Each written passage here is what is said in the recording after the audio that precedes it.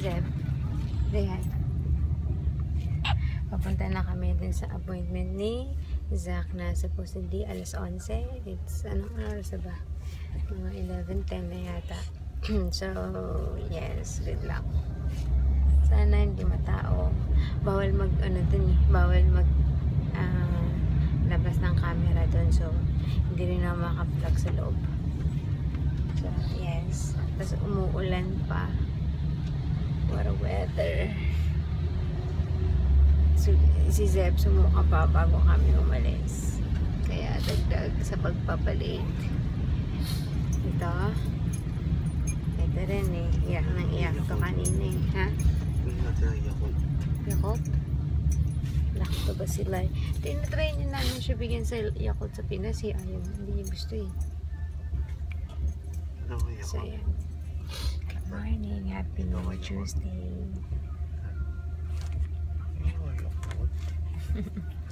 Ayan, here's our orchard. Ayan, dito kami kakain. Ako kami sa dati mo dyan.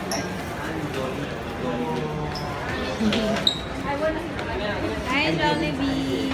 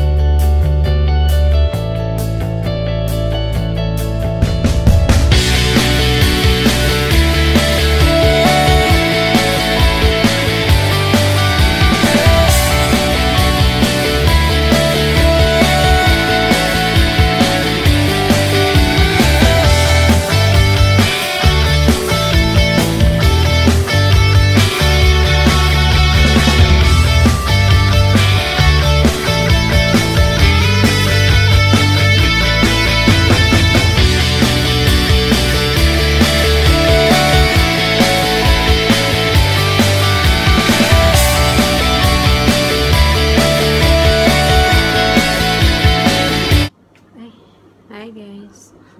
Oily ko. Ayan. Alas 5 na. Nagising ako mga 4:30. Ganito yan. Yes. Hindi na ako nakapag-vlog, no? Mabilis na kami dun sa sa MOM or Ministry of Manpower. Dun yung nag-picture taking si Zach. Walang pila. Tapos, ito pa eh. Ito hindi maganda. Pagpasok kasi namin doon siya, may mga staff na nag-a-assist para sa linya, sa pila, although wala namang pila. So, pagpasok namin, in-approach ni Vin, sabi niya, kasi kailangan may piniprint na, yung appointment letter, kailangan i-print. Hindi niya na-print. So, sa pagpasok namin, in-approach niya kaagad yung lalaki na, I forgot to print, blah, blah, blah, blah. Sabi niya, sabi nung staff, you're getting parang kasi yung na yun yung parang yung division na yun or yung area na yun is para kumuha ng mga pass or no, parang ganun yung work permit. So either yung para sa dependent work permit, no, pero doon din kasi yung mga dependent tas mga ibang mga trabahador. So, sabi nung staff, you're getting for your helper, ah. Helper. Ako yun. Kasi pagdating ko, karga-karga ko si si Zach. Tapos, hila-hila ko si Zeb. Tapos, dala-dala ko yung diaper bag. So, talagang mukhang mukha akong yaya talaga. Wow. Nakaalis naman ako. Nag-makeup naman ako. Buti nga partida. Partida na nag-makeup pa ako. Dapat kanina, sobrang wala ako sa mood na kasi ang aga naming umalis, diba? 11 o'clock actually. 11 o'clock yung namin appointment, pero 11:10, paalis pa lang kami. Parang kanina wala ako sa mood mag-ayos. So, partida, nag-ayos pa ako niyan. May kilay ako, nag-CC cream ako, nag-lip balm ako. Tapos, ngayon sabihin sa akin, sobrang, sabi ko kay daddy, hindi ako makaka-move on nito. Sobrang affected ako talaga.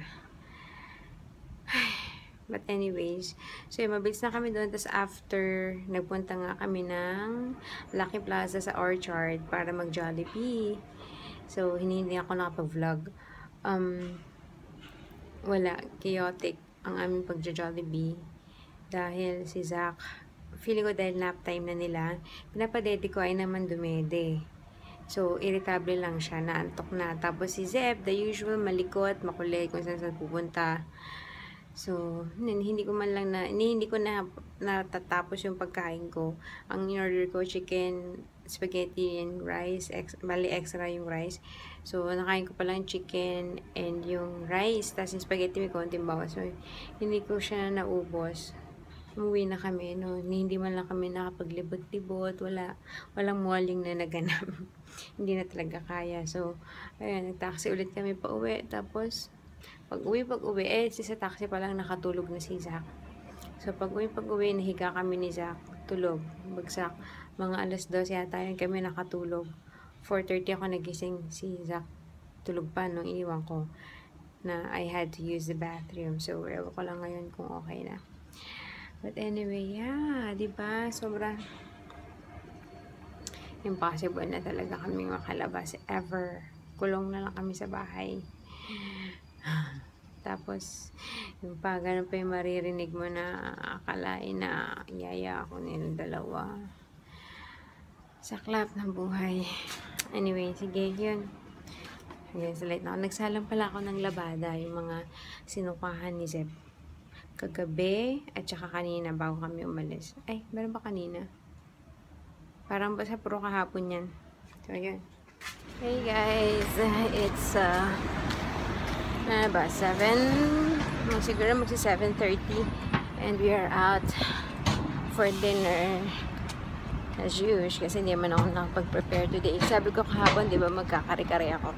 Tapos, yun nga, pinaalala ni daddy na today was yung appointment ni Zach. So, hindi na ako nag-grocery kagabi. And then, kanina, nagtutulog lang ako. Kaya, wala na. We're gonna eat na lang, I think, sa Aston's, sa aking paborito. Anyway, ay, Chi! May nagpapa-shoutout nga pala ulit. Say hi pala kay Kini B. Kini B? Oo. Hi, Kini B.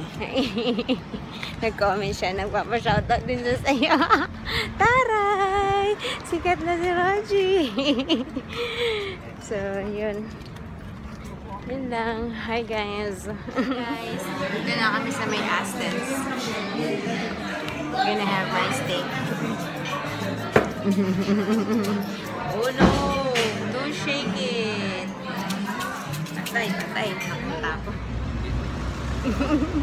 Hello! Tapos na kami kumain. Hindi ko na na-vlog kasi gutom na. Tsaka ginagamit yung phone ni Zeb. So, mag-grocery muna kami ni Rochi. Sila daddy. Ayun sa kabilang side. Can you see? Uwi na sila. Okay. Makatitig naman yan.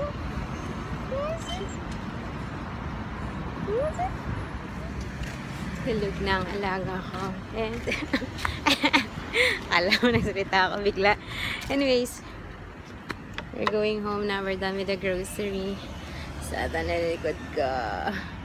We're just gonna end the vlog. Say goodnight, Rochi. Bye. Good night from Zach. Sila daddy. Sana pinaliguan na ni daddy si Zeb. Anyway, good night. See you tomorrow. May nagising na bata. Jesus. Can I say, Zeb? Say hi. You say hi. Here. Hi, guys. Are you going fishing? Good job, Zeb. Hui! Hui! Huh? Kanina po ako tinatawanan nito eh. Zeb.